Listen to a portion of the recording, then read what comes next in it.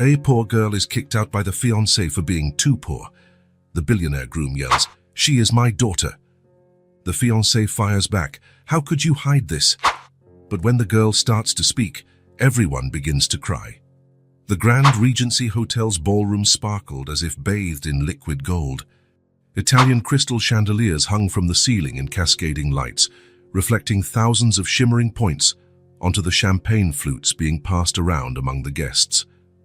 David Whitmore adjusted his silk tie and inhaled deeply, taking in the blend of expensive perfumes and imported flowers that filled the air. There he is, the man of the hour. A familiar voice snapped him out of his thoughts. Charles Blackwood, his mentor from his early business days, maneuvered past a group of executives to give him a warm hug. David smiled, flashing those perfectly aligned teeth that had cost a small fortune in dental work. "Charles, I'm so glad you could make it," David said, patting the older man on the back. "Miss the engagement of the year, never." Charles stepped back to look him over. "Look at you now. From the back office of the company to the cover of Forbes. I always knew you'd go far, but this..."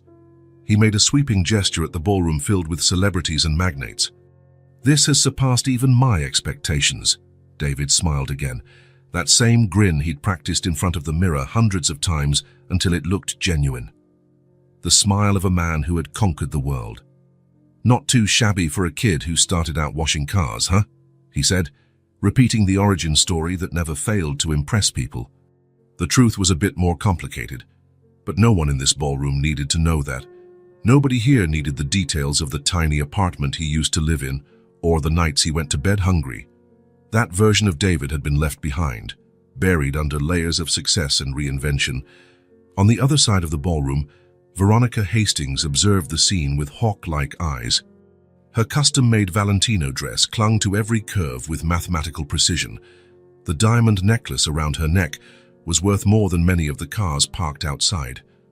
She leaned over to whisper something to the event manager, who immediately hurried off to adjust the position of a floral arrangement. "Darling." Her voice sliced through the air with effortless grace. She never needed to raise it. People naturally fell silent when she spoke. "The Morgans have just arrived. Come greet them." It wasn't a request. David nodded to Charles and headed toward his fiancée. As he walked across the ballroom, he felt the weight of countless eyes on him. Admiration, envy, curiosity. He was used to it by now. At 38 years old, David Whitmore embodied everything these men and women aspired to be. Wealthy, powerful, successful, about to marry one of the most coveted women of high society. "Everything is perfect," Veronica said through clenched teeth, her smile never faltering. Her grayish blue eyes took in his appearance swiftly. "But your left cufflink is slightly askew." She adjusted the tiny detail with deft fingers, like an artist adding the final touches to her masterpiece. David was her latest conquest, her most valuable trophy, the man who had rocketed to success and was now ensnared in her perfectly woven web of social connections and appearances. 15 minutes until the formal announcement," she informed him. "Father will propose a toast, then you'll say a few words.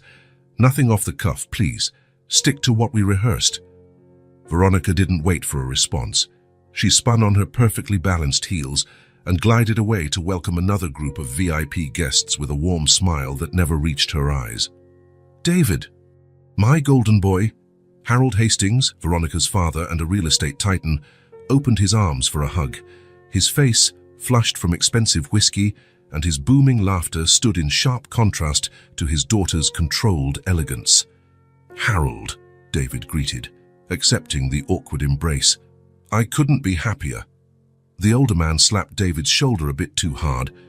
"I always wanted a son, you know, and now I have you, a real winner, to carry on my legacy." David swallowed hard. The legacy, the Hastings empire, the merger of the companies after the wedding. The contracts were already signed, the fortunes set to be officially united. It was a marriage, but also a corporate acquisition disguised as romance. "Thank you, Harold. It's an honor." The words came automatically, like everything else he'd said that night. Smiles, handshakes, pats on the back, all part of a carefully choreographed dance devised by Veronica. When he finally got a moment alone, David made his way to the huge window overlooking the city lights below. For a moment, he allowed himself to think about how much things had changed. 10 years of obsessive work, calculated decisions, and constant sacrifices had brought him to this point. The soft clinking of glasses caught everyone's attention. Veronica stood at the center of the ballroom, flawless as a painting. Beside her, her father held up a champagne flute. "It's time," a waiter whispered, appearing at David's side with a fresh glass. David took a deep breath, shook off his thoughts, adjusted his impeccable suit, and walked toward what everyone said was his final destination, the top, the apex, the peak of success. "Ladies and gentlemen," Harold's voice reverberated around the room, "raise your glasses to celebrate not just an engagement, but the union of two of the most powerful dynasties in this city." Applause rang out as David took his place beside Veronica. She slipped her hand through his arm, her fingers icy cold even in the warm environment. "Smile," she commanded without moving her lips. "This is our perfect night." And David smiled, because that's what everyone expected from the man who had it all. The sound of clinking glasses and the murmur of conversations filled the ballroom as David offered a mechanical grin to yet another group of important men. Deals and business hints had become as common as greetings. Every handshake carried the implicit promise of millions changing hands in some quiet office the following week. "And so we closed that deal in the financial district," commented a man in a grey suit, his thick eyebrows moving like caterpillars as he spoke. "3 historic buildings. We'll demolish everything and build a corporate complex. The profits will be phenomenal." "Demolish?" David asked, feeling a twinge of discomfort he quickly suppressed. "Don't those buildings have any historical value?" The man laughed as though David had told a hilarious joke. "History doesn't pay the bills, my friend." Or is the great David Whitmore getting sentimental now that he's reached the top? The other men in the circle chuckled politely. David forced another smile. Behind those smiles, he knew they were constantly assessing, calculating, watching for any sign of weakness. "Just questioning the market strategy," David replied, slipping back into the character he had crafted. "Sometimes perceived value can be monetized in creative ways." The men nodded approvingly. The real David, the one who still cared about things beyond money, was pushed once again to the back of his mind where he couldn't jeopardize the show. Across the ballroom, Veronica glided among the guests like a queen greeting her subjects. Her polished smile never wavered, but her eyes remained cold as precious stones. David watched her bend slightly to speak to a senator's wife, feigning interest while sliding in some useful details about a pending bill that could affect one of her investments. Veronica was flawless at this game. It was one of the qualities that had first attracted him, her calculated ability to manipulate social situations for tangible gains. Now, after 2 years of dating, he saw clearly that she used the same skill on him. "Mr. Whitmore," a waiter approached discreetly. "Ms. Hastings asked me to remind you that the main announcement is in 20 minutes. David checked the platinum watch on his wrist, a gift from Veronica to replace the old Seiko he'd worn since college. "Too functional," she'd declared, tossing it in the trash. "Thank you," he said to the waiter, who vanished as silently as he'd appeared. David walked to the bar, feeling the need for something stronger than champagne to face the speech ahead. The bartender, trained to recognize important faces, was already preparing a whiskey as he approached. "Double, sir." "Please." The amber liquid burned down his throat in a comforting way. David gazed at the ballroom, feeling strangely disconnected from all that opulence. He had worked tirelessly for 10 years to gain entry into this world, so why on the night that was supposed to mark his ultimate triumph did he feel that lingering emptiness? His gaze swept over the extravagant decor. Imported flower arrangements that cost more than many people earn in a month.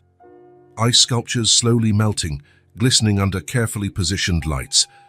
Important people wearing jewelry that could feed entire families for years. Everything felt simultaneously impressive and hollow. His glass was nearly empty when a subtle commotion began near the entrance. At first, David paid no attention, probably some celebrity arriving late, causing a stir among the guests. Maybe that famous actor Veronica insisted on inviting without ever meeting him personally. But then he noticed the security guards moving discreetly toward the entrance, and something about their organized movement triggered his instincts. Years of building an empire had taught him to sense disturbances in order, the smallest signs that something was out of place. Veronica noticed it too.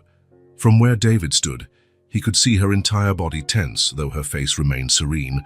With subtle, almost imperceptible gestures, she directed 2 more security guards toward whatever the problem was. Nothing would ruin her perfect party. David started toward the disturbance, more curious than worried. As he got closer, he saw the guests near the entrance drawing back slightly, forming a small circle around something or someone. He heard murmurs of disapproval, snatches of phrases like, "How did they get in?" and "Call security." That's when he saw, through a gap in the circle of disgusted guests, a little girl. She was small, thin, wearing a faded blue dress torn at the hem.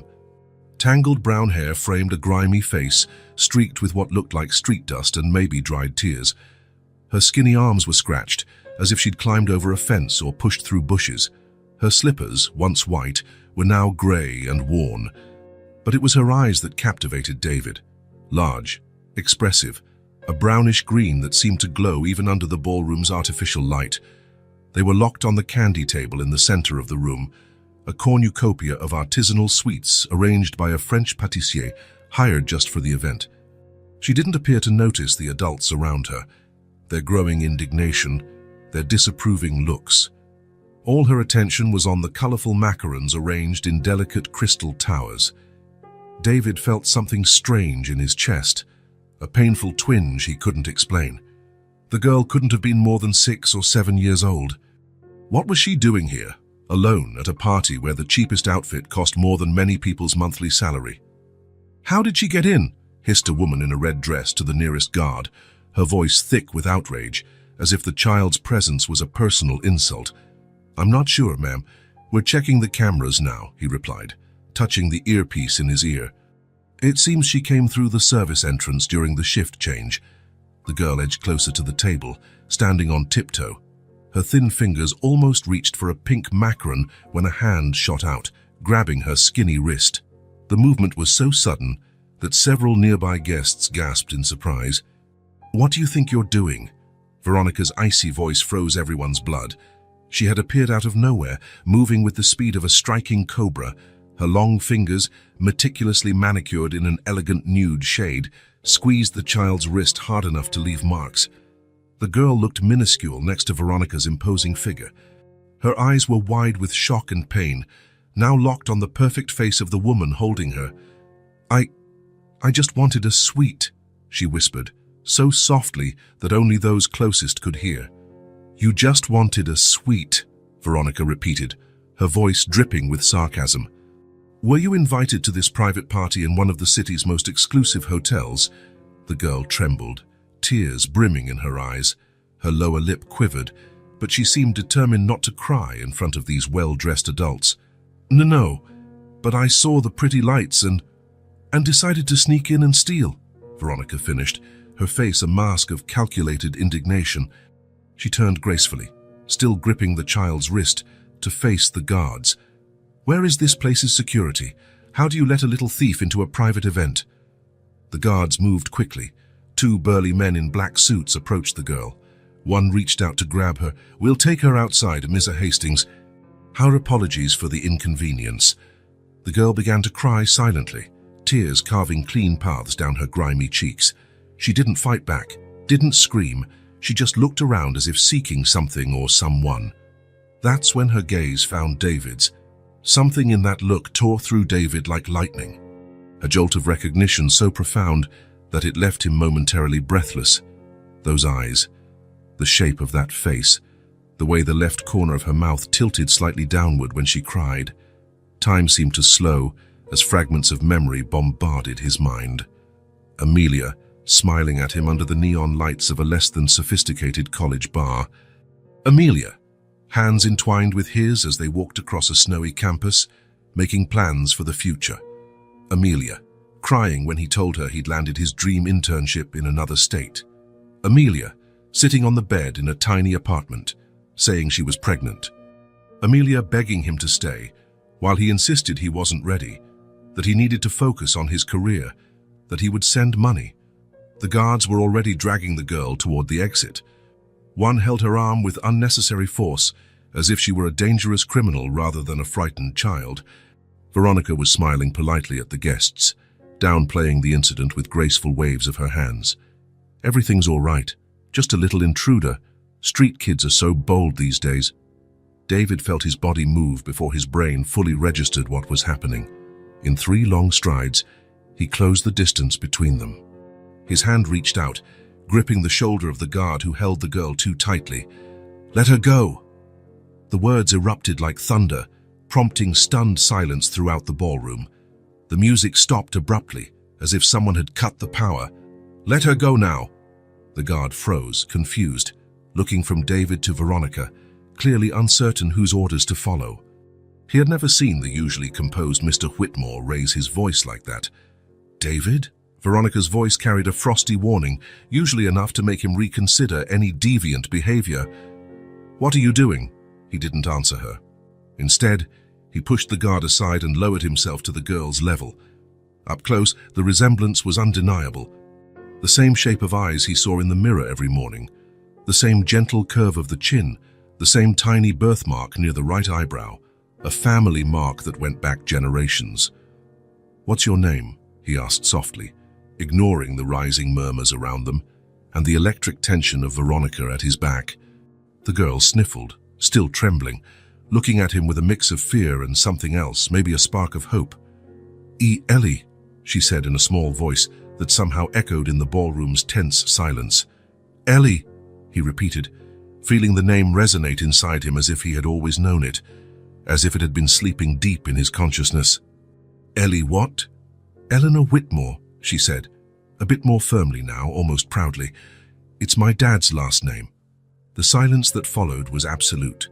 200 people holding their breaths in unison. Glasses froze in mid-air. Conversations ceased mid-sentence. David felt every gaze in the room pinned on him, waiting for his reaction. It was as if the world had stopped. When he finally spoke, his voice rang through the ballroom like a final verdict. "Let her go, she's my daughter." The roar of voices erupted instantly, like a ruptured dam. Glasses were knocked over. Someone audibly gasped. An older woman clutched her chest as though having a heart attack. The photographers, sensing a historic moment, fired their cameras in rapid succession, capturing for posterity the precise instant David Whitmore and Veronica Hastings' social empire began to crumble. Veronica stood motionless, her face a mask of ice and contained fury. Only the slight tremble in her lower lip and the whiteness of her knuckles betrayed the storm that threatened to explode at any moment. "What?" she finally hissed, each syllable dripping with venom. "What kind of absurdity is this?" David ignored her. Instead, he gently took Ellie's hand and pulled her away from the guards, who stepped back, still confused but obedient. Years of training to follow the commands of the rich and powerful left them at a loss when these same powerful figures clashed. "Did you come here alone?" he asked the girl gently, completely disregarding Veronica, which only fueled her silent rage.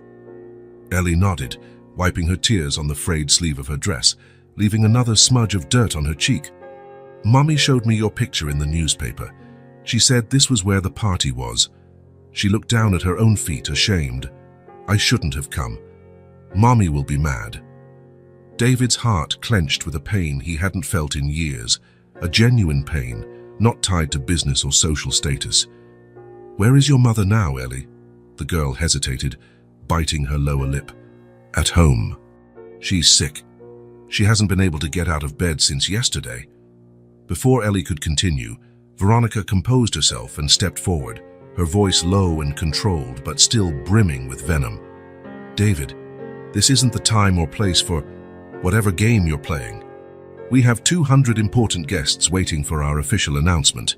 She forced a tense smile, glancing around at the crowd who were watching the drama as though it were a private theatrical performance. "We can handle this situation discreetly later." The word situation came out of her mouth as if referring to a pest infestation or a burst sewer pipe. David looked at Veronica, truly seeing her for the first time that night, perhaps for the first time in 2 years. The sculpted beauty, the calculated perfection, the emptiness in her eyes. How had he not noticed the vacuum behind that polished facade? "There's nothing to handle discreetly, Veronica," he said calmly, despite the emotional storm in his chest. "This is Ellie." "She's my daughter." "You don't have a daughter," Veronica snarled through clenched teeth, her social smile still fixed in place, though her eyes shot daggers. "We discussed every aspect of your life before we got engaged. You never mentioned a child." "Well, I do," David answered, a strange sense of peace washing over him as a long-buried truth finally surfaced. "And apparently, she found me." Harold Hastings then emerged beside his daughter, his normally ruddy face now pale with shock. As a ruthless business shark, he was already calculating the impact this scandal would have on the company's stock. "David, my boy," he began in a low voice, trying to create a bubble of privacy amid the chaos. "Let's settle this in private. We have a top legal team for this sort of complication." The word complication hung in the silent air, heavy with meaning. Ellie watched them, clearly frightened by the tension. Her small body trembled, and she bit her lip, fighting back more tears. She looked so tiny and fragile among all these powerful, well-dressed adults. That was when a low, almost inaudible sound emerged from the girl's stomach, a rumble of hunger magnified by the tense hush around them. Ellie blushed a deep red, wrapping her arms around her stomach as if to silence it. The sound broke something inside David. Suddenly everything, the lavish ballroom, the important guests, the deals, the empire he had built, all felt terribly trivial. He remembered his own hungry nights as a child, before his knack for business saved him from poverty. He remembered the promise he had made to himself never to be hungry again. And now his own daughter, his flesh and blood, stood before a table piled high with food nobody truly wanted, merely admired for its beauty and exclusivity, and she was hungry. "Are you hungry?" he asked gently, lowering himself to her eye level again. Ellie hesitated, flashing a quick glance at Veronica, as though fearing that admitting her hunger would make the woman angrier. Then, slowly, she nodded. "When was the last time you ate?" "Yesterday morning," she whispered so softly that David had to lean in to hear. "Mommy, she's not well. She couldn't go to work this week." Her stomach rumbled again, louder this time, and tears rolled freely down her face. She tried to swallow them, to be brave, but they were too many for such a small child to contain. "Mommy always said you were really busy," she continued through sobs that shook her small body. "I just wanted to see if you could help today. I'm so hungry." Her words hit David like physical blows. Busy. He had been busy for 7 years building a fortune while his own daughter went hungry. Too busy to check if the money he occasionally sent was enough. Too busy to ask if Amelia and the child he had never met were okay. A wave of shame flooded him, so intense it nearly made him stagger. How had he become this man? This stranger in expensive clothes who had abandoned his own family for status and power. "This is ridiculous," Veronica's voice sliced through the air like a razor, snapping him out of his moment of self-awareness. "David, you're not actually falling for this obvious scam, are you? A ragged child shows up at our engagement party, on this exact night, claiming to be your daughter." She laughed, a humorless sound that echoed through the hushed ballroom. "It's clearly an attempt at extortion. Someone found out about the upcoming company merger?" Some in the audience murmured in agreement. After all, stories of scammers trying to extort wealthy people with false paternity claims weren't unheard of. David stood up slowly, still holding Ellie's small hand. Now that she was near him, it was as if a part of him that had lain dormant for years had finally awakened. "Veronica, look at her," he said calmly. "Look at her face and tell me you don't see the resemblance." Veronica didn't so much as glance at the child, keeping her gaze fixed on David, as if willing him back to reason by sheer force of will. "I've seen many schemes in my life, David. Makeup, tricks, even surgeries to create fake children of rich men. You're too naive." David felt Ellie tighten her grip on his hand, as if fearing she'd be torn away from him at any moment. He looked down to see her face turned up toward him, those greenish-brown eyes, his eyes brimming with a mix of hope and fear. Veronica's father, Harold, stepped forward, assuming his usual role of solving problems with money. "David, my boy, let's handle this privately. We have lawyers to deal with this sort of complication. We can do a discreet DNA test if needed." He lowered his voice further. "And if it's true, well, we can reach a financially satisfactory arrangement for everyone." The older man's words sparked another flash of clarity in David. This was how every problem was resolved in their world, with money and discretion, real feelings, moral consequences, and human responsibilities all took a backseat to business and public image. That was when Ellie, still holding David's hand, spoke again. Her voice small but surprisingly firm, as though she had mustered all her courage. "Sir, you have a little birthmark on the back of your neck, right here." She pointed to her own nape. "Mommy said I have the same one, that it's a family mark. She has a photo of you at the beach from before." David froze. The birthmark, a tiny mark he'd almost forgotten. It was hidden by his shirt collar. There was no way this child could know about it unless, with slightly trembling fingers, he loosened the collar of his shirt and turned his neck a bit. Harold looked, his face growing even paler. "Good heavens," the older man murmured, instantly recognizing the implications. Veronica observed, her face losing any remaining facade of cordiality. Her eyes narrowed, her posture stiff as steel. "Enough," she said firmly. "This is a staged hoax. Anyone could research that birthmark. There are pictures of you on the beach in magazines." But some of the conviction had left her voice. She glanced around, sensing that the guests' opinions were shifting. Whispered conversations spread through the ballroom. Judgmental looks were no longer directed at the ragged girl, but at the woman who had treated her so coldly. With precise steps, Veronica approached David and spoke quietly, so only he could hear. "Choose now, David. This child, or everything we've built."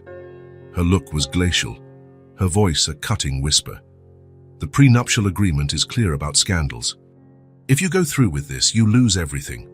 The merger, your partnership with my father, your place in this world, everything you've spent the last 10 years creating." The threat hung between them like a heavy smoke. David looked at Veronica, at the lavish ballroom, at the faces of the powerful people who now watched him with a mixture of shock and morbid fascination. Then he looked at Ellie, in her torn dress, eyes so much like his own. The decision, he realized with surprise, had been made the moment he saw those eyes. "Ladies and gentlemen," David said, raising his voice so everyone could hear, "I apologize, but tonight's announcement will be a bit different from what you were expecting." Veronica froze beside him, her eyes narrowing in silent rage. "Don't do this," she hissed, gripping his arm tight enough to leave marks. "You'll regret this for the rest of your life." David gently removed her hand from his arm and continued as though she hadn't spoken. "The engagement between Veronica Hastings and me is cancelled. I appreciate everyone being here, but I have urgent family matters to take care of." The ballroom erupted in murmurs and gasps of shock. Camera flashes went off. Cell phones were held up, capturing the moment. The perfect party was ruined, turned into a scandal that would surely dominate the headlines the next morning. Veronica stood still for a long moment, like an ice statue. Her eyes, normally calculating and controlled, now burned with a cold fury David had never seen. When she finally spoke, and her voice was dangerously controlled, "You've just made the biggest mistake of your life. By tomorrow you won't have a company, a reputation, or a future."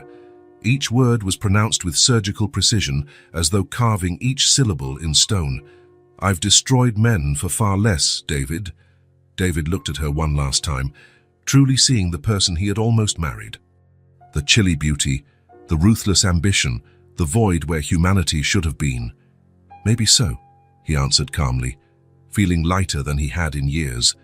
"But I'll have a daughter, and that's more than I've had in a very long time." He turned to Ellie, who stared at the unfolding scene with wide eyes. "Let's get you something to eat, and then we'll find your mother. She must be worried." The girl nodded, a hesitant smile appearing on her face. David picked Ellie up, noticing how alarmingly light she felt. No child of 6 or 7 should be so thin. As he passed through the gilded doors, David Whitmore, the business magnate, the rejected groom, the father reunited, felt, for the first time in years, like he was finally heading in the right direction. David's Audi rolled silently through the city streets, leaving the hotel and the scandal that would surely make the morning headlines behind. In the back seat, Ellie watched the passing lights of the city as though they were shooting stars. "Are you all right?" David asked, adjusting the rearview mirror so he could see her. Ellie nodded silently. She looked so small and fragile against the dark leather seat. David realized he didn't even have a child's car seat, another detail of parenthood he had never needed to consider. "Where are we going?" she finally asked, her voice hesitant. "We're going to my house. You'll stay there tonight. And in the morning, we'll look for your mom, all right?" "Mrs. Gloria is with Mommy," Ellie said. "She lives in the apartment next door to ours." Hearing the word apartment, David felt a pang of guilt. What sort of place did Amelia and his daughter call home? For years, he'd sent occasional checks without ever questioning if they were enough, without ever checking on their living conditions.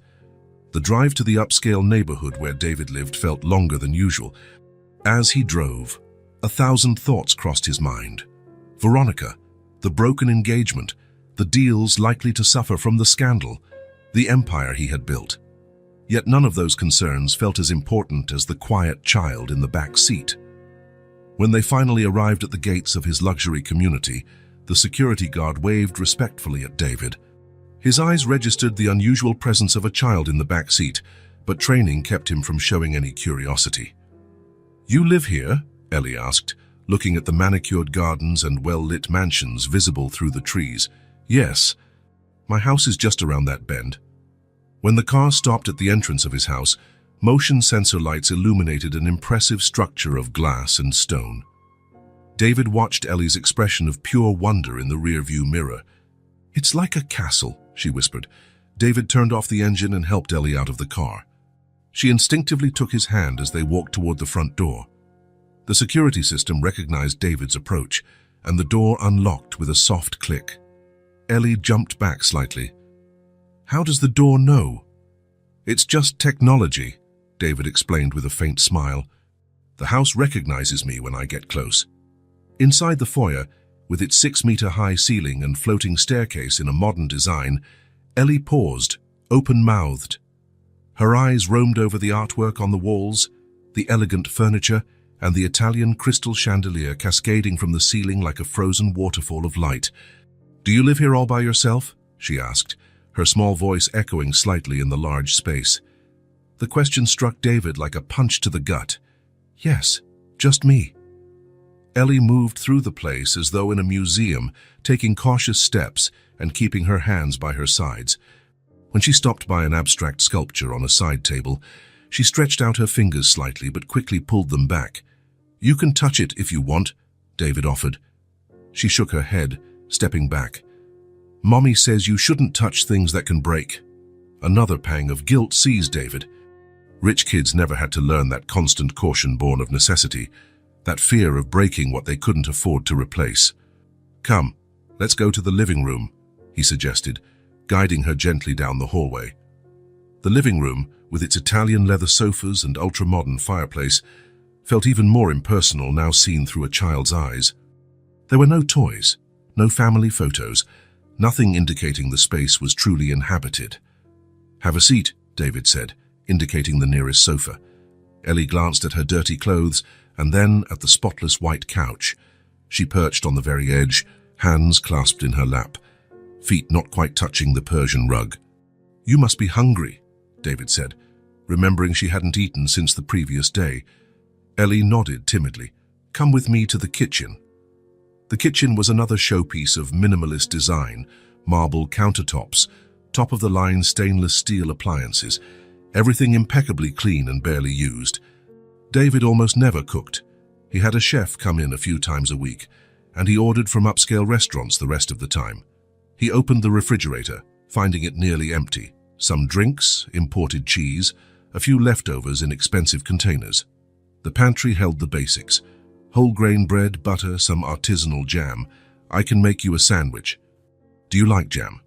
"Yes, please," she replied, sitting on one of the high stools at the kitchen island. As David prepared the simple meal, he felt Ellie's watchful gaze tracking his every move. He wasn't used to being observed so intently, especially by eyes that mirrored his own. "Done," he said, placing the sandwich on a plate and pouring a glass of milk. Ellie took the plate with both hands, as though it were precious.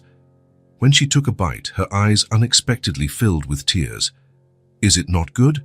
David asked, alarmed. She shook her head, wiping her tears away with the torn sleeve of her dress, leaving another streak of dirt on her cheek. "It's really good. It's just—" Her gaze swept around the enormous kitchen, the gleaming appliances, the abundance of everything. "I've never seen a house like this. So many pretty things." David's heart clenched. He could buy practically anything, and his daughter was amazed by a simple sandwich and a kitchen he almost never used. "This house has many things, but it was missing something important," he said, taking a seat beside her. "What?" Ellie asked, curiosity shining through her tears.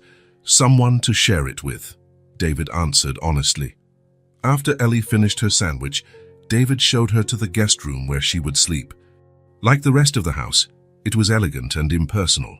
Expensive furniture, Egyptian cotton sheets, but no human touch. "The bathroom is through here," he explained, opening an adjacent door. "There are fresh towels and, well, I'm afraid I don't have any clothes in your size." "It's okay," said Ellie, looking in wonder at the king-size bed that seemed like an ocean compared to her small frame. "Tomorrow we'll buy you some new clothes," David promised. "And then we'll go find your mum." After helping Ellie settle in and making sure she knew how to call him if she needed anything during the night, David finally retreated to his own bedroom. Sitting on the edge of his bed, still in his suit from the party, he tried to process everything that had happened in the last few hours. His entire life had been turned upside down in a matter of moments. The engagement, the company merger, his carefully cultivated connections, all sacrificed in an instant. And yet, as he weighed the consequences of his actions, he felt no regret. The image of Ellie, his daughter, sitting on the edge of his expensive sofa, afraid to ruin it with her dirty clothes, burned in his mind. How had he become this man? This stranger in fancy clothes living in a soulless mansion, engaged to a heartless woman, building an empire at the cost of everything that truly mattered. Lying in the darkness, David Whitmore, the business magnate, the jilted fiancé, the reunited father, made a silent promise. No matter what happened to his wealth or reputation, he would not abandon his daughter again. It was time to make amends with the past and perhaps build something truly worthwhile. A family. Morning arrived with golden rays of sunlight drifting through the sheer curtains in the guest room. Ellie opened her eyes slowly, momentarily confused by the unfamiliar surroundings. The mattress was softer than anything she'd ever slept on. The Egyptian cotton sheets felt like clouds against her skin, and the silence, not the occasional neighborly disputes or creaking pipes, but real, peaceful silence, was almost unsettling. For a moment, she thought she might be dreaming. Then the memories of the previous night came rushing back. The lavish party, the man her mum had said was her father, the moment he shouted for everyone to hear that she was his daughter, the ride to this house that looked like it came out of a movie. She sat up in the massive bed, feeling tiny in the sea of white sheets. Her torn dress, the only clothes she had here, looked even more wrinkled after a night's sleep. Sliding off the bed, her bare feet touched the plush carpet. She walked to the window and pulled the curtains aside. The view of the manicured grounds left her speechless. Expanses of perfectly trimmed lawn, trees sculpted into elegant shapes, flower beds arranged in precise geometric patterns, and in the distance, a turquoise pool gleaming under the morning sun. It looked like a private park, bigger than any green area she had ever played in. A soft knock on the door interrupted her reverie. "Ellie, are you awake?" David's voice drifted from the other side, still strange yet uncannily familiar. "Yes," she said, suddenly shy. The door opened gently, and David appeared, already dressed in casual clothes, dark jeans and a simple shirt, a stark contrast to last night's formal suit. In his hands, he held a paper bag with the logo of a department store. "Good morning," he said with a hesitant smile. "How did you sleep?" "Fine," Ellie replied. "The bed is really big." "Yes, I guess it is. He held out the bag to her. I asked my assistant to bring some clothes for you. I hope they fit. Ellie took the bag and peeked inside. She found a light blue dress, a pair of jeans, a few colorful t-shirts, underwear with tags still attached, and even a pair of brand new white sneakers. Thank you, she said, surprised by the unexpected gift, running her fingers over the soft fabric of the dress. The bathroom is right there, David pointed to the adjacent door. There are clean towels in the cabinet. Take a shower and get dressed. Breakfast will be waiting whenever you're ready. He left, closing the door gently behind him, giving Ellie the space she needed to process all that was happening.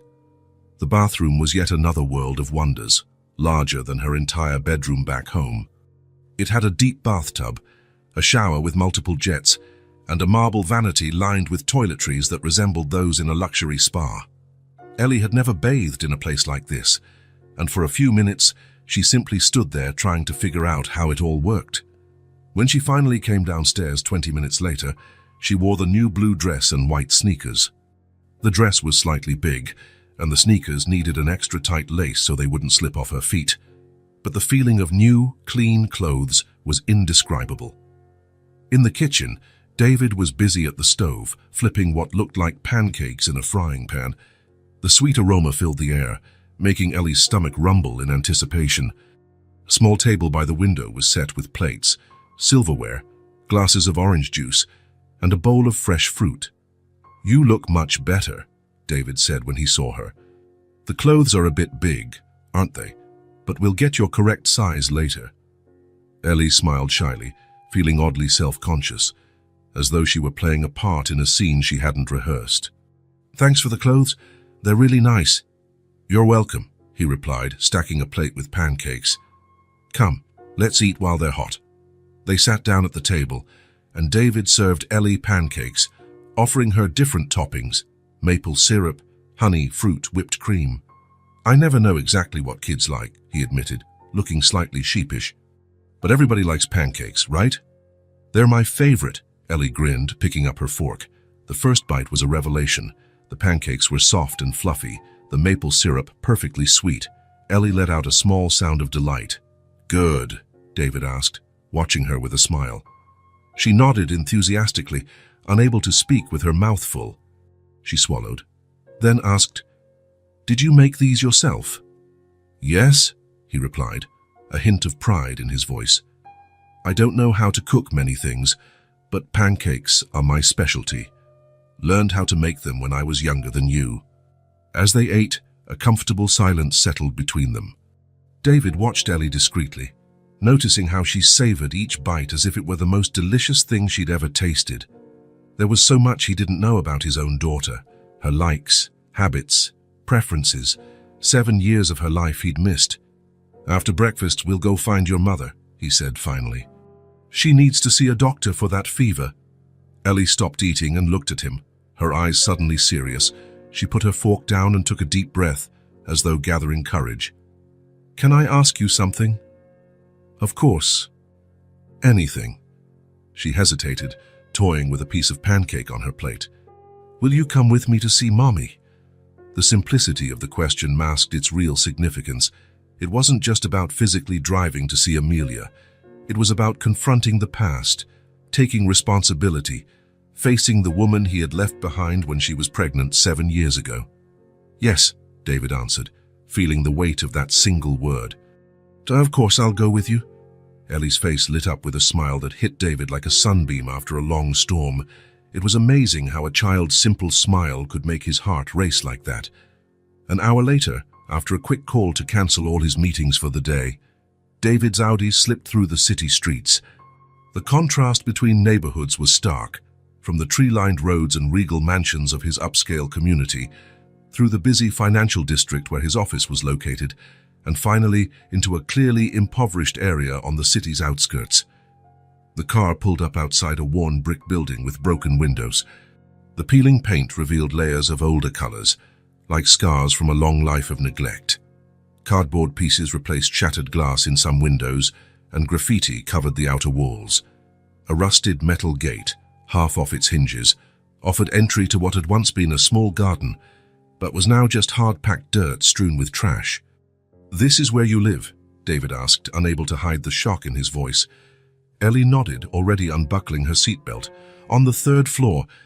The elevator's been broken for ages."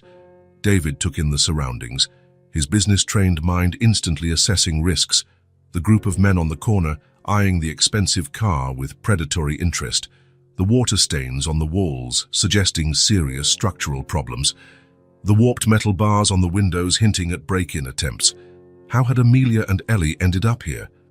They got out, and David activated all the car's security features. Ellie grabbed his hand as if it were second nature, guiding him toward the entrance. In the lobby, the smell of mold and urine assaulted them. A lone bulb hung from the ceiling, barely lighting the space. Mailboxes, many pried open, lined one wall's scenes with names scrawled on tape. They started up the narrow staircase, the steps creaking ominously underfoot. Damp patches stained the walls, and the railing was loose in places. "Watch out for the 5th step on the 2nd flight," Ellie warned casually. "It's broken in the middle." David felt another pang of guilt as he realized his 7-year-old daughter had memorized which steps were dangerous in her own home. On the 3rd floor, Ellie led him down a dim hallway until she stopped in front of a door marked 307 in crooked numbers. The wood was warped at the bottom, likely from water damage. "This is us," she said, suddenly apprehensive. "Mommy might be mad." David swallowed hard, suddenly feeling like a nervous teenager again. "It's okay. She has every right to be angry with me." Ellie pulled a key from the pocket of her new dress and opened the door. "Mommy, it's me," she called as they entered. The apartment was even smaller than David had imagined, given the state of the building. One room served as living room, kitchen, and dining area, maybe 20 square meters in total, with 2 doors likely leading to the bathroom and a single bedroom. Still, despite the building's condition, the interior was clean and organized, showing obvious effort to make it feel homey. Colorful, handmade curtains, a few plants in improvised pots, children's drawings taped to the fridge. A worn sofa with a patchwork quilt doubled as an extra bed, judging by the pillow and blanket folded at one end. David felt a lump in his throat, realizing this was likely Ellie's sleeping spot, as the apartment seemed to have only one bedroom. "Ellie, is that you, sweetie?" A weak voice came from behind one of the doors. "Where were you? I've been so worried." A woman appeared at the bedroom door, leaning against the frame for support. Even after 7 years, even with her face pale from fever and dark circles under her eyes, David recognized her instantly. Amelia, his first love, the woman he had abandoned in favor of his ambitions. Time had taken its toll. Her once long, shiny brown hair was now shorter and lifeless. The vibrant figure he remembered seemed weary, bent by years of struggle on her own. But her eyes, those deep green eyes that once enchanted him, were the same, now wide with shock as they took him in. "David." She breathed his name in disbelief. "Hi, Amelia," he managed, throat suddenly dry. For a moment, none of them moved. Time seemed frozen in that tiny apartment. Then, as if snapping out of a trance, Amelia looked at Ellie with a mix of confusion and hurt. "I can't believe you went looking for him, Ellie," she said, her voice trembling with suppressed emotion. Before David could speak, Ellie rushed over to her mother, holding her hand and looking up with pleading eyes. "He's nice, Mommy." "He just forgot who he was," she said with that uncanny wisdom children sometimes possess. "He found me at the party and took me to his house. He made me pancakes this morning." Amelia's gaze shifted from her daughter to David, her emotions plainly visible: anger, pain, distrust, and something else that looked dangerously like hope. "You don't look well," David said, stepping closer hesitantly. "You need to see a doctor." "I don't need your charity," she replied automatically, but her legs wobbled, and she had to clutch the doorframe to stay upright. Instantly, David moved to support her, ignoring her initial resistance. "This isn't charity, Amelia. It's the least I can do." Though reluctant, her fever and weakness finally overcame her pride. After some discussion, she agreed to go to a private clinic with them. David helped her down the stairs, noticing how she tried to hide a persistent cough. At the clinic, The doctor diagnosed Amelia with early-stage pneumonia, prescribing antibiotics and strict bed rest. "You're lucky you came in when you did," he said, scribbling on a prescription pad. "A few more days, and it could have been much worse." 2 hours later, they left the clinic. Color was already returning to Amelia's face thanks to the intravenous medications, but her expression remained cautious whenever she looked at David. "Where to now?" David asked as he helped her into the car, treating her with a gentleness she clearly hadn't expected. "Home, I suppose," she said quietly, avoiding his gaze. "Mom," Ellie piped up from the back seat, "can we go to Dad's house? It's so pretty. There's a huge pool and a kitchen like in the movies." Amelia turned to look at her daughter, then at David. "I think we need to talk," she said at last. "Away from little ears." David nodded. "I know a place. There's a park near my home with a playground. Ellie can play while we talk." The park was a green oasis in an upscale neighborhood with immaculately maintained lawns and mature trees offering generous shade. A modern playground with brightly colored equipment stood at the center, surrounded by benches where parents and nannies watched children play. A few kids ran around squealing with delight, their laughter filling the late afternoon air. After getting permission from Amelia, Ellie ran toward the swings, excited to play like any normal child. Dressed in her new clothes and sneakers, she fit right into that world of privilege, though her unrestrained energy set her apart from the more subdued children around her. David and Amelia sat on a bench from which they could clearly see Ellie. For a few minutes, they just watched her, each lost in thought. "She looks like you," Amelia finally said, breaking the silence. "She has your eyes," David responded automatically, then corrected himself. "Well, the shape, not the color." A ghost of a smile crossed Amelia's lips. "Yes, she's a mix of both of us, stubborn like you, but kind like I used to be." Another silence stretched between them, laden with 7 years of unspoken words. "Why didn't you tell me?" David finally asked. "Tell you what? That I was pregnant. I did tell you, David." Amelia's voice held a hint of bitterness. "You said you'd send money, remember? That you'd just landed that dream internship in New York and couldn't throw it all away." David closed his eyes, shame burning in his chest. "I know. I don't mean then. I mean later. Why didn't you reach out when things got tough?" Amelia looked at him incredulously.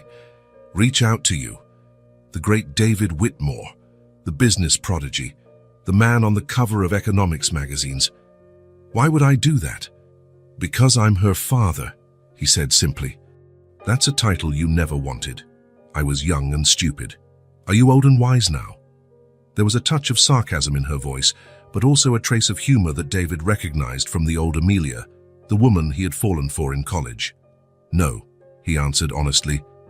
"I'm just a man who realized how much time he wasted chasing the wrong things." Amelia studied him, as if trying to read the truth in his face. "What changed, David? Why now?" He followed her gaze to where Ellie was swinging happily, the wind lifting her dress. She showed up at that party, so small, so brave. In that instant, everything I've built over the past years turned to dust. None of it mattered compared to her. "What do you expect to happen now?" Amelia asked, her voice softer, less defensive. "Honestly, I don't know. I just know I want to be part of her life. I want to get to know her, make up for lost time. And then, when the novelty wears off, when your priorities shift again." Amelia's eyes glistened, not from fever but from tears she fought to hold back. "I can't let you walk in and out of her life, David. That would destroy her." It was a fair accusation, and David knew it. He had abandoned Amelia once. What guarantee did she have he wouldn't do the same to Ellie? "I understand your distrust," he said after a moment, "but something changed in me the moment I saw her last night. I can't fully explain, but I know I'll never be the same." From the playground, Ellie waved frantically, pointing to the top of the slide she had just climbed. Both David and Amelia waved back, smiling without thinking. "Look at how happy she is," David said softly. "She deserves that every day, not just when she sneaks into a party." Amelia sighed deeply. "And how do you suggest we make that happen? You have your life, we have ours, completely different worlds." "They don't have to be," David replied. We can find a way. What way? David hesitated briefly, then decided to be completely honest. I don't know yet, but I do know I want to try, for her and for you, too, if you'll let me. Amelia looked at him in surprise. For me? We both know I messed up, Amelia. I chose ambition and money over you two. It was the biggest mistake of my life. I don't need your pity, David. It's not pity, he said firmly. It's responsibility. And maybe it's something more. Their eyes met, and for a moment, time seemed to rewind. They weren't the successful businessman and the single mother struggling to get by. They were just David and Amelia, the college students who once fell in love in a library during a snowstorm. Ellie now slid down the slide, laughing with pure childlike delight. From the bench, they could see that she glanced in their direction occasionally, checking to see if they were getting along. She's rooting for us, David said with a light laugh. What? Look at her. She keeps checking on us, making sure we're okay. She wants us to work as a family. Amelia followed his gaze, a gentle expression on her face as she realized David was right. Ellie was obviously monitoring their interaction between her bursts of play. It's always been her dream, Amelia admitted, having a dad, a normal family. No matter how many times I tried to explain that some families are just mother and daughter, she always said you'd come one day.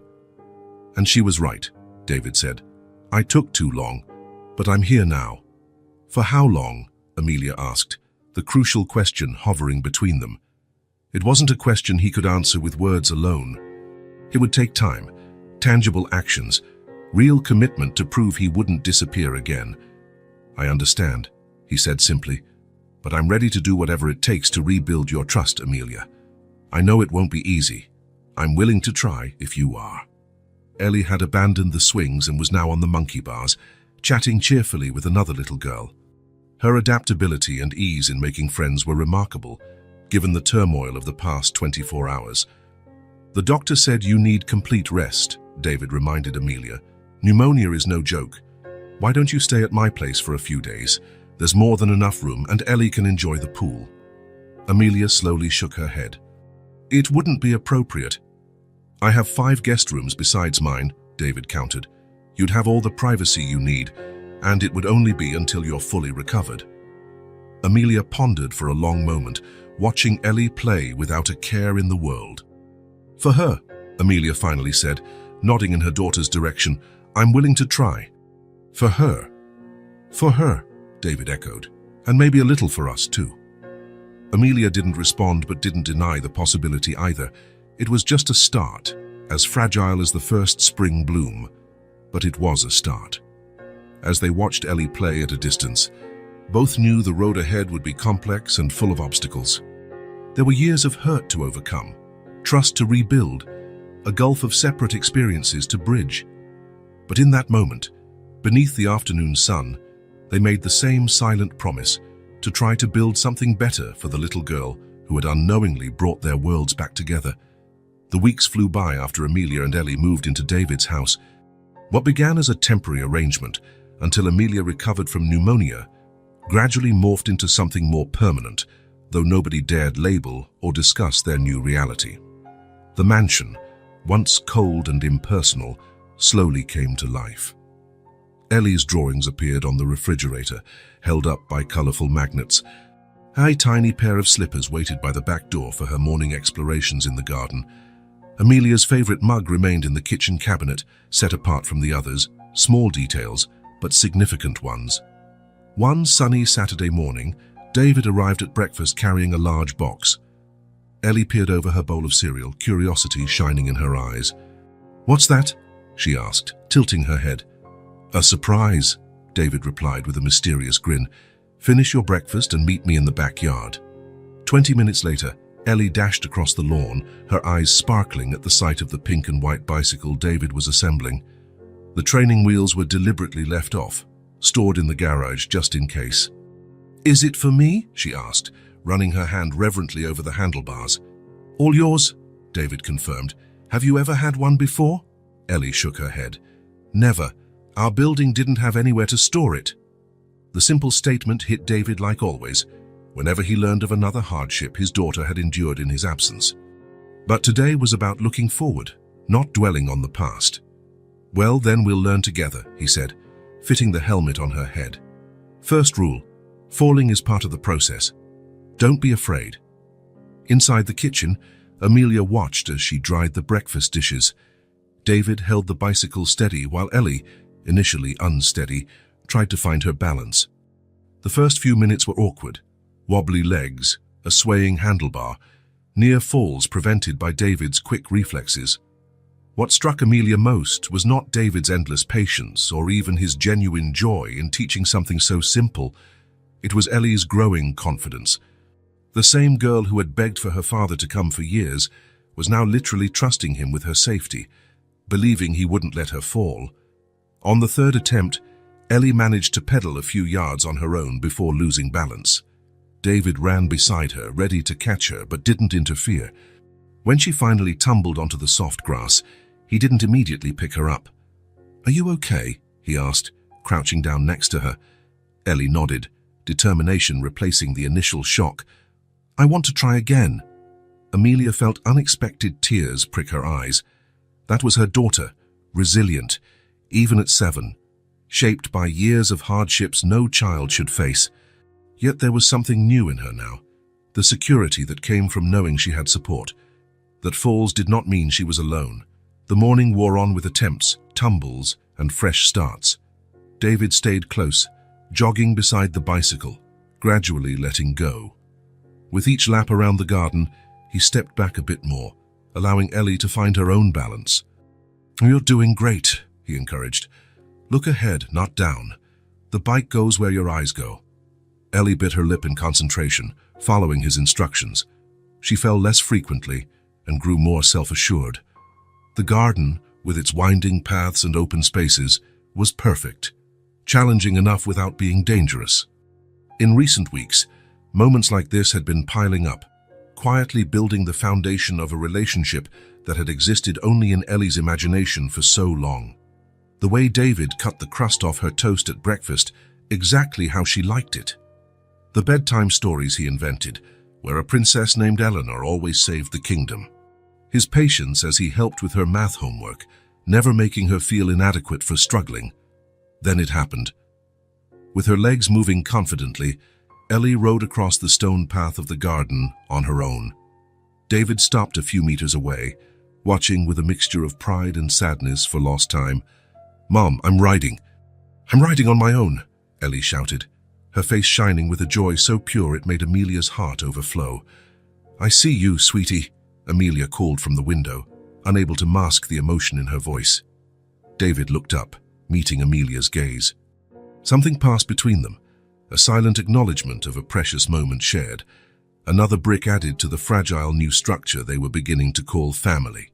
For an instant, time felt suspended. The golden morning light, Ellie's delighted laughter ringing through the garden, the wordless understanding between two adults who had once loved each other and were now rediscovering themselves through their daughter's eyes. It wasn't perfect. There was too much pain in the past, too much uncertainty in the future. But this moment, right here, was exactly as it should be. Ellie kept pedaling circles in the garden, each round more confident than the last. David sank onto a nearby bench, watching with pride as she mastered this small but significant freedom. "Look what I can do," she yelled, taking one hand off the handlebar for a second before grabbing it again, laughing at her own audacity. David applauded, his face reflecting her joy. "Amazing! You're a natural cyclist."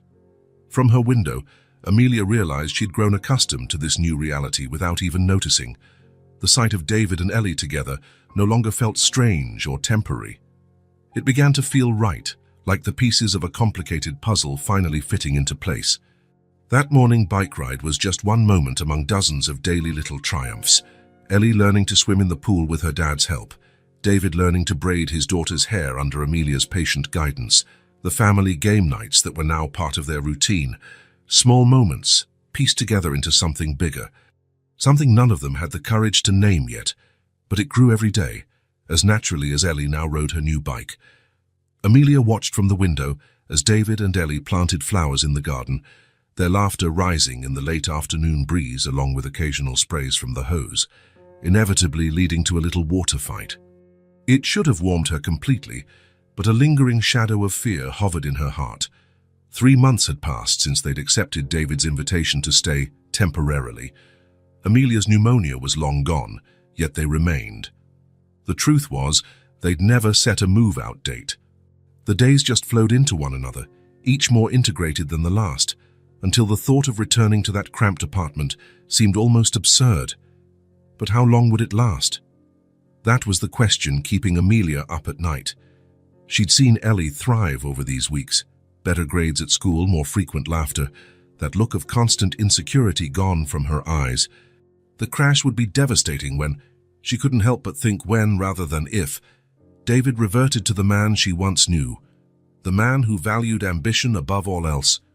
His phone rang incessantly, urgent emails demanding immediate attention, video conferences stretching late into the night. The company still consumed him, though he tried to hide it.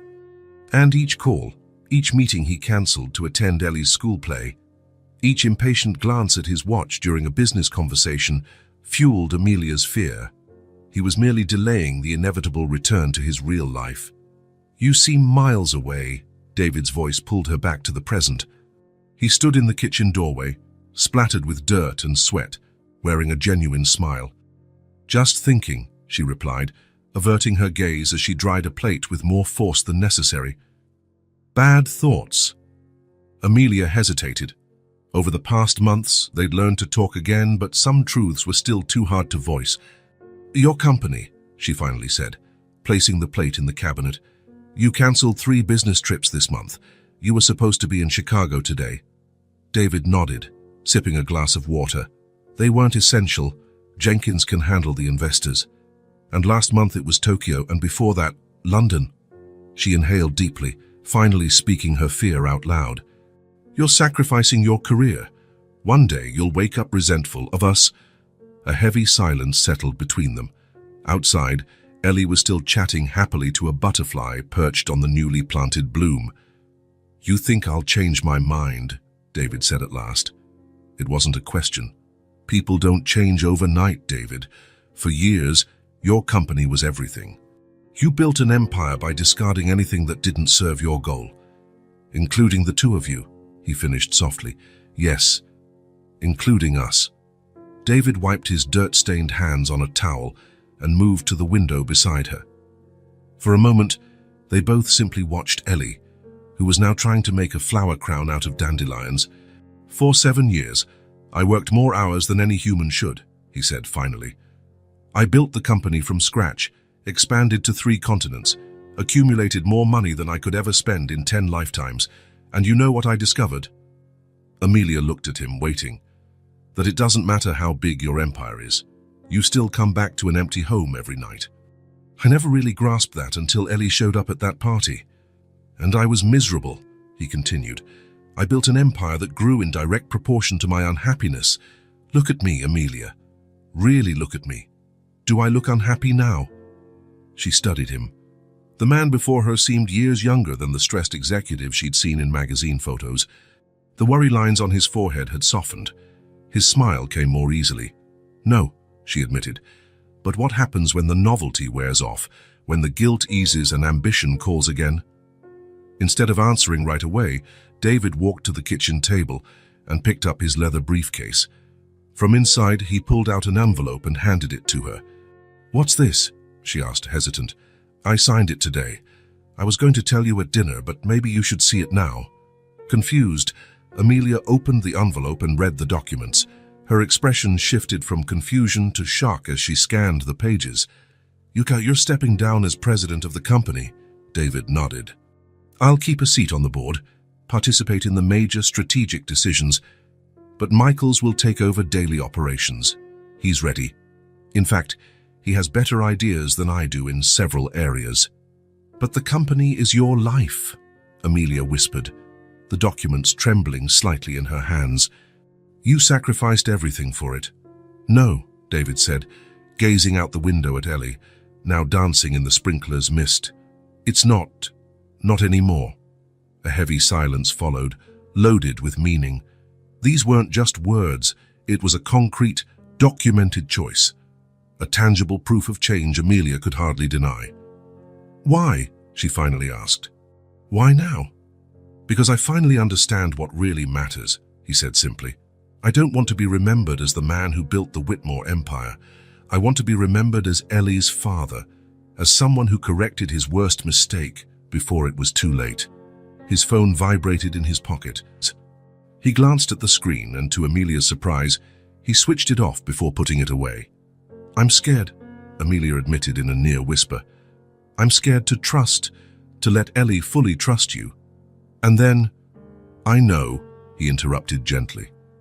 "And I can't promise I'll never disappoint you two again, but I can promise I'm restructuring my entire life so that you're at the center. Not words, actions." Through the window, Ellie's laughter filled the late afternoon air as she sprinted across the lawn, chasing a butterfly.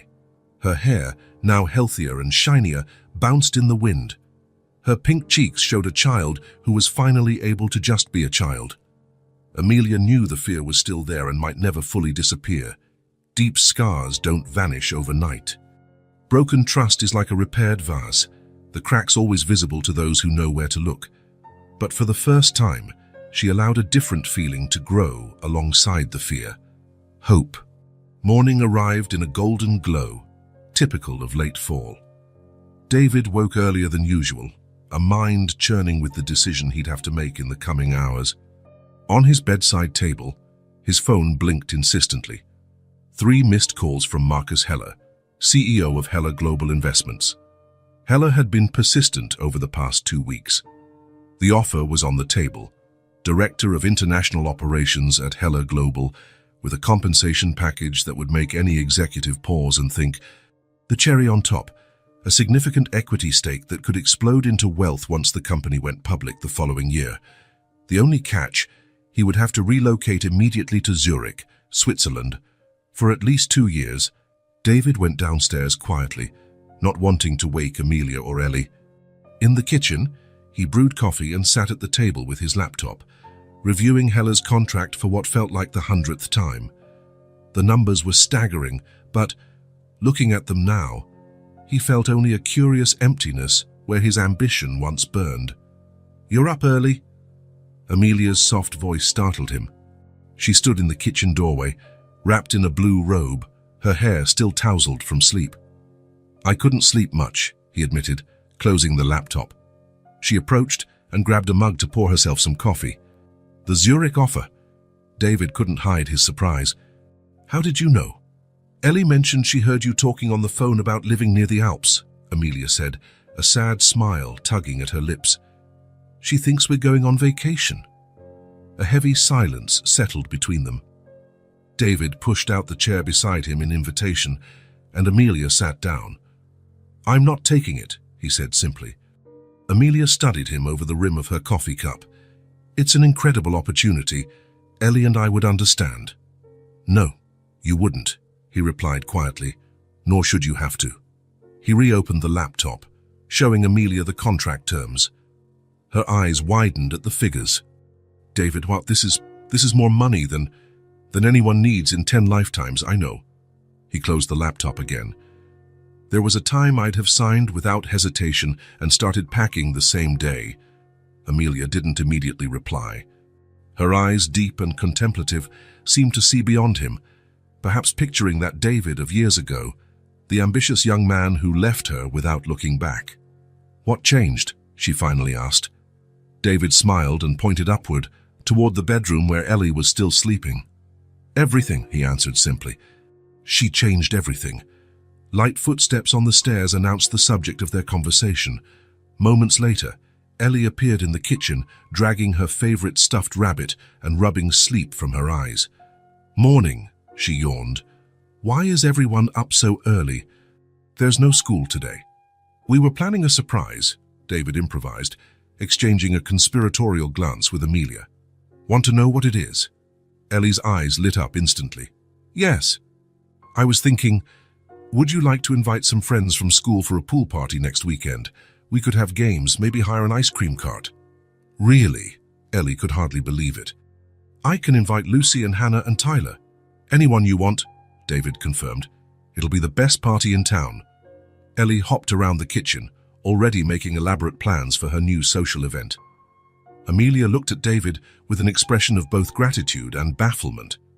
Later that day, after Ellie ran off to play in the yard, Amelia found David in his study. He was on the phone, posture straight, voice firm, an executive in his element. "I understand perfectly, Marcus," he was saying. "Yes, I'm aware of the opportunity I'm turning down. No, my decision is final. I appreciate your understanding." Once he hung up, he noticed Amelia at the door. "So, it's done?" she asked. David nodded. "It's done. Are you sure you won't regret this? 2 years can pass quickly. We could visit you on holidays, stay in touch via video calls." He stood and walked to her. "Amelia, I missed 7 years of Ellie's life. I missed her first steps, her first words, her first day of school. I won't miss another day. And your career?" "My career is right where it needs to be," he said with a serenity that surprised even himself. "The Whitmore Enterprises board is satisfied with my involvement in strategic decisions. Michaels is doing an excellent job on daily operations. And I have time now for what truly matters." From the back of the house, they could see Ellie through the window practicing on her bike in the garden. She'd fully mastered balancing by now, weaving deftly around the pathways, occasionally glancing at the house to see if anyone was watching. "You know what I realized," David said, eyes on his daughter. "All those meetings, trips and negotiations, I thought I was building something important. But the truth is, we're building something far more meaningful here, day after day." Amelia felt her heart skip a beat at his words. Fear still lingered, of course, the fear of trusting, of believing, but also a new feeling, admiration for the man David was becoming. "It's a leap of faith," she said softly, "for all of us. The biggest one I've ever taken," David agreed, "and in a way, the easiest." The phone rang again, likely Hella making one last attempt. David glanced at the device, then pressed the power button to turn it off. "Shall we go outside?" he asked, offering his hand. "Ellie's trying to ride without hands on the handlebars. I'm sure she'd love for us to watch."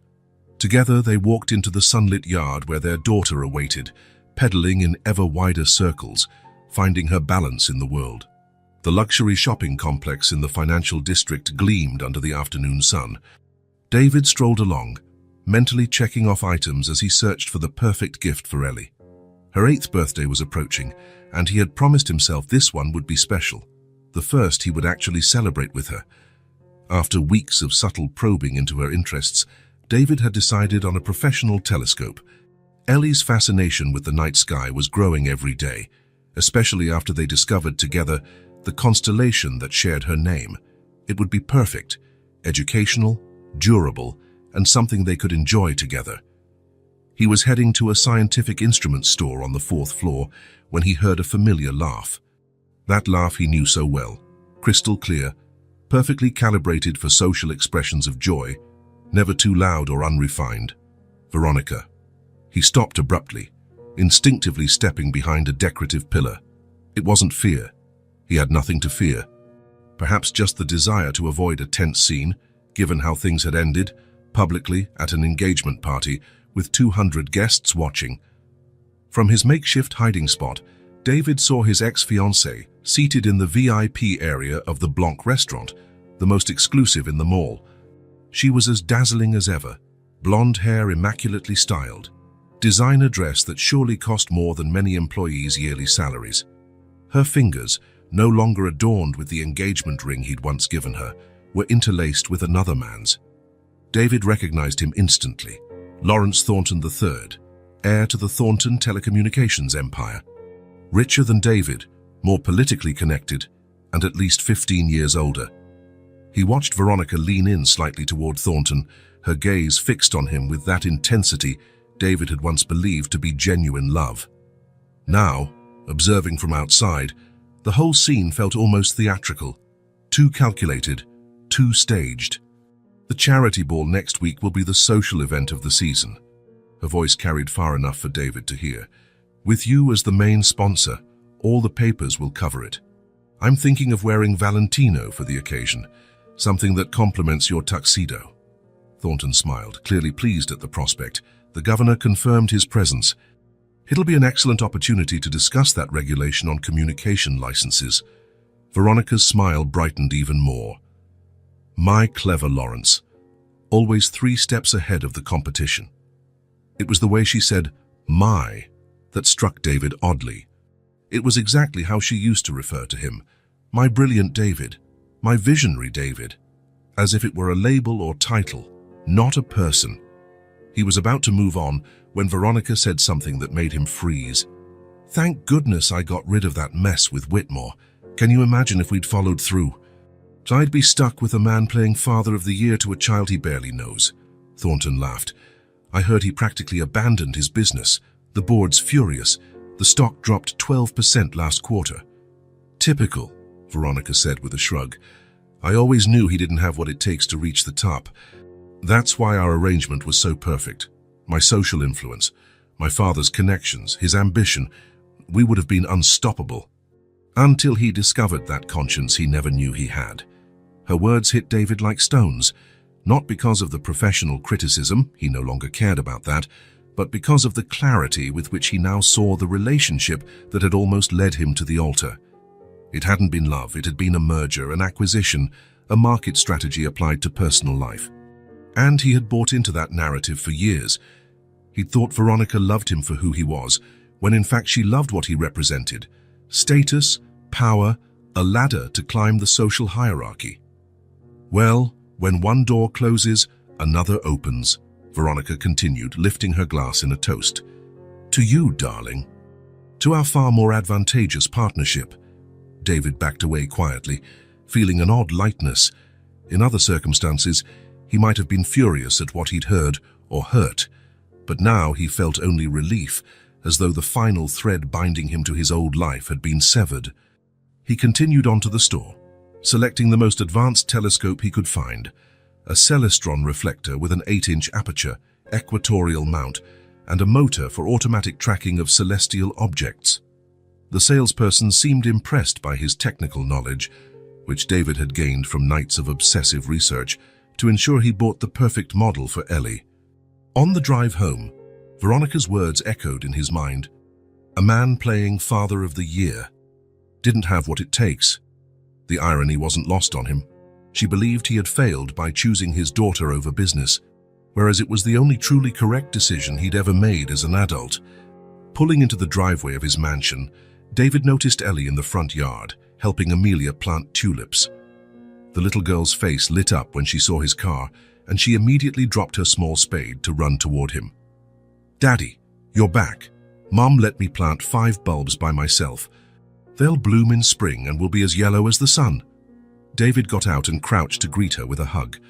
Over Ellie's shoulder, he met Amelia's gaze. She gave him a gentle smile as she stood up and brushed the dirt off her jeans. We were waiting for you to have a snack, Amelia said. Ellie made sandwiches. I cut them into triangles, Ellie added proudly. They're tastier in triangles.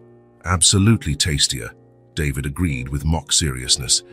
As they walked into the house together, Ellie between them holding both their hands, David felt a certainty solidify within him.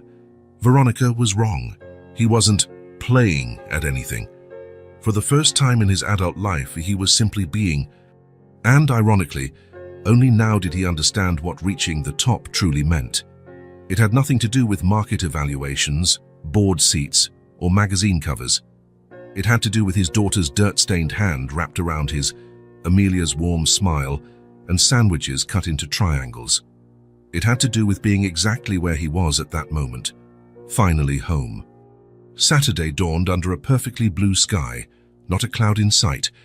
It was one of those rare early autumn days that felt borrowed from summer, warm enough for short sleeves, but with a gentle breeze that made everything just right. David woke to the sound of quick steps in the hallway and a lively knock on his door.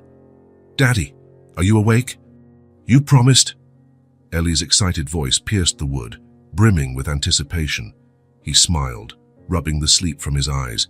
He had almost forgotten the promise he'd made over dinner the night before, to take Ellie to the new amusement park by the coast and then to the mall to pick out a present. There was no particular occasion, just the desire to spend time together and create memories they'd never had the chance to form before. "I'm awake," he replied, sitting up. "Give me 20 minutes to get ready, princess." 15, Ellie bargained from the other side of the door. "And I already made my own breakfast, so you don't have to worry about that." David laughed. Her independence never ceased to amaze him, a constant reminder of how she'd grown up having to fend for herself far too often. When he went down to the kitchen, he found Ellie halfway through a bowl of cereal. She wore denim shorts, a bright yellow t-shirt, and new sneakers, obviously chosen carefully for their special day. Her hair was pulled back in a ponytail, a bit crooked, which she had clearly attempted on her own. "Good morning," he said, leaning in to kiss the top of her head. "I see someone's eager." "I've never been to a real amusement park," Ellie confided, her eyes shining. "Hannah said they have a roller coaster that loops 3 whole times." "Really? And you're brave enough for such a roller coaster." "Of course I am." She puffed out her chest. "I'm not scared of anything." David grinned, preparing a cup of coffee for himself. "Where's your mom?" "She said she has a design project to finish," Ellie answered. "She told us to enjoy our daddy-daughter day." Amelia's enrollment in an interior design course had been her own idea a few weeks earlier. "I need something for myself," she'd explained to David, "something that builds an independent future." He had immediately understood and supported her, glad to see her recovering not only physically, but also the dreams she had once shelved. An hour later, David's Audi pulled into the parking lot of Palm Bay Fun Park, the newest and largest amusement park on the coast. Normally, the prospect of crowds and lines would have annoyed David, but Ellie's excitement was contagious. She practically bounced beside him as they made their way to the entrance. "Can we ride the roller coaster first?" Ellie asked, clutching his hand as they entered. "How about we warm up on something simpler?" David suggested, eyeing the towering steel structure rumbling with cars full of screaming people. "Maybe the Ferris wheel?" Ellie accepted the compromise, and soon they were slowly rising into the sky in a colorful gondola. The view from the top was spectacular, the city on one side, the endless ocean on the other. "I can see our house from here," Ellie exclaimed, pointing toward the distant neighborhood where the mansion stood. "Our house." Those simple words warmed something inside David. In just a few months, the mansion that had never felt like home had become our house, a real home. The morning passed in a blur of attractions: carousels, Viking ships, the haunted train, where Ellie surprisingly grabbed his hand tightly, revealing there were a few things she did fear. And finally, after lunch, the dreaded roller coaster. "You sure?" David asked one last time as they waited in line. "No one will think less of you if you change your mind." "I'm sure," Ellie said, though her eyes betrayed a nervousness her voice tried to hide. To David's surprise, he was the one who shut his eyes during the wildest loops, while Ellie screamed with pure joy beside him, arms raised in the air. "Again," she pleaded as soon as they got off, her cheeks flushed with adrenaline. After 2 more rides and David finally beginning to appreciate the thrill, they left the park and headed to Lakeside Mall. "So," David asked as they strolled through the mall's gleaming corridors, "what would you like to pick out for a present?" Ellie bit her lip thoughtfully. "Can I look around first?" "Of course. We have all the time in the world." They visited store after store, toys, books, electronics, sports gear. David noticed how seriously Ellie compared prices, evaluated quality, and almost acted like a little grown-up. "You know you don't have to pick the cheapest option," he commented gently, seeing how she lingered over the more affordable items even when clearly drawn to others. Ellie looked at him, surprised. "It's a habit," she admitted with a maturity that broke his heart. "Mommy always said to pick things that last, not just the prettiest." "Wise advice," David agreed. "But today you can choose exactly what you want, maybe something that's both pretty and durable." Her face lit up, and finally, in the 5th store, she found it, a large, illuminated globe that also displayed constellations when the lights were off. "It's like having the whole world and the universe in one place," she explained, eyes gleaming. "I can see where we are during the day and where we look at night." Her enthusiasm for something so educational made David's heart swell with pride.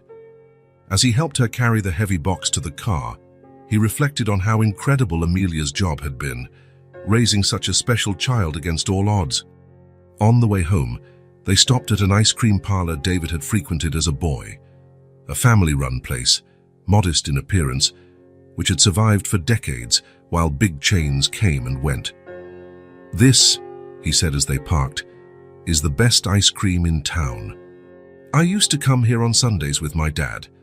Seated at a sidewalk table with giant cones of mint chocolate chip, David shared stories from his own childhood, his strict but loving father, the mother he lost too soon, summers spent at a lakeside cabin.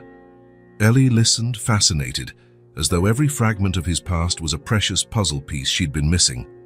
The sun was starting to set by the time they arrived home. Ellie insisted on carrying the globe herself, refusing David's offer of help with a fierce determination he recognized as a trait of his own. In the living room, they found Amelia dozing on the couch, surrounded by sketches and fabric samples.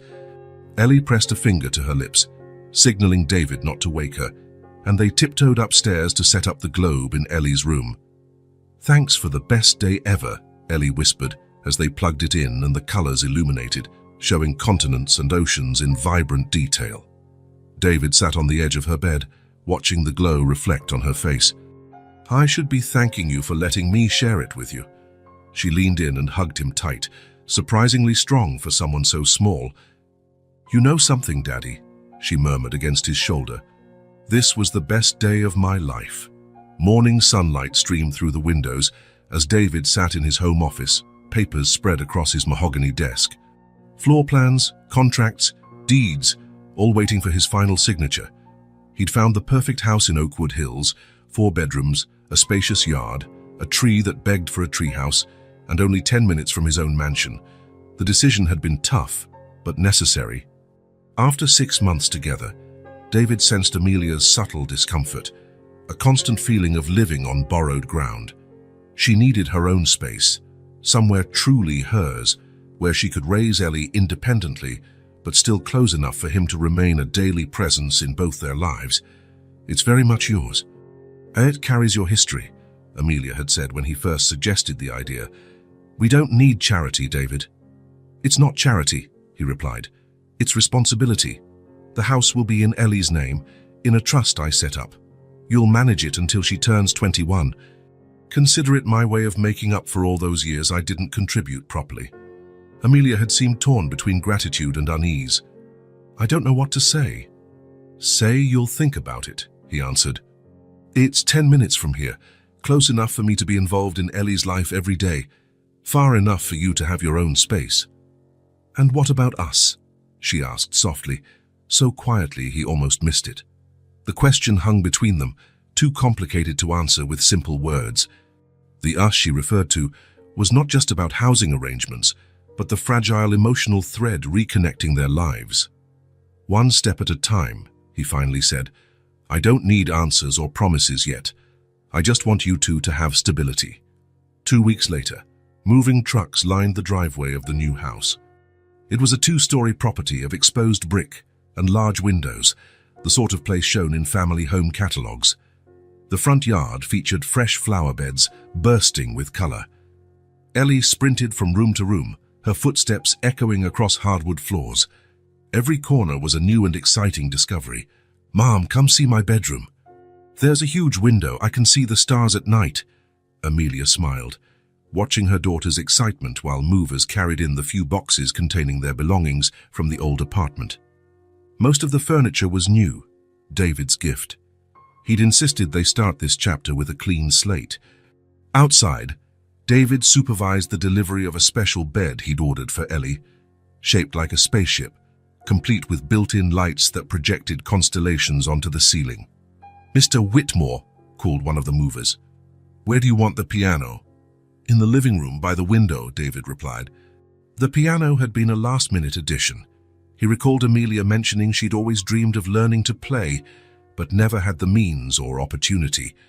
When the last box was unloaded and the trucks pulled away, the 3 of them stood in the sunlit living room.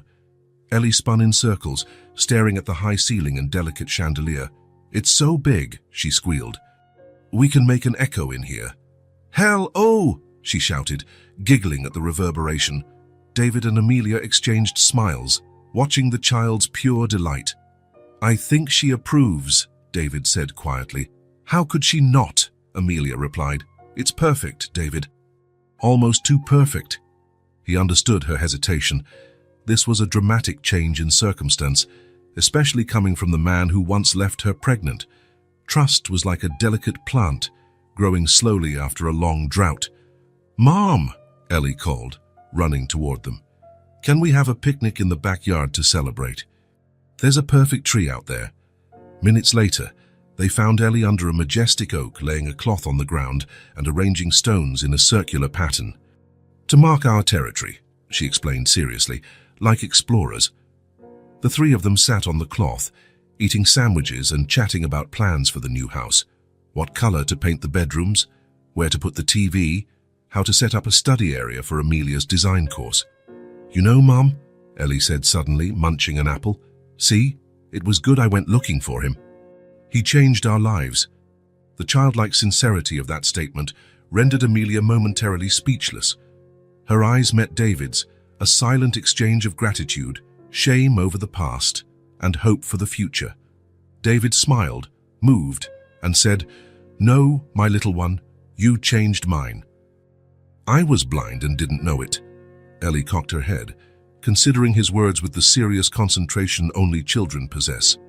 So we helped each other, she concluded matter-of-factly. That's how families work, right? Yes, Amelia said gently. That's exactly how families work. The rest of the afternoon passed in a whirl of activity, unpacking essentials, organizing the kitchen, assembling Ellie's spaceship bed. When the sun began to set, painting the sky in orange hues, David reluctantly picked up his keys. I guess I should go, he said. You both need rest. Ellie clung to his hand. You'll come back tomorrow. Absolutely, he promised. We still have a treehouse to build, remember? Satisfied, she hugged him tightly, then dashed inside, eager to try out the constellation lights in her new bed. Amelia and David stood alone on the porch for a moment. Thank you, she said simply. Not just for the house, but for everything.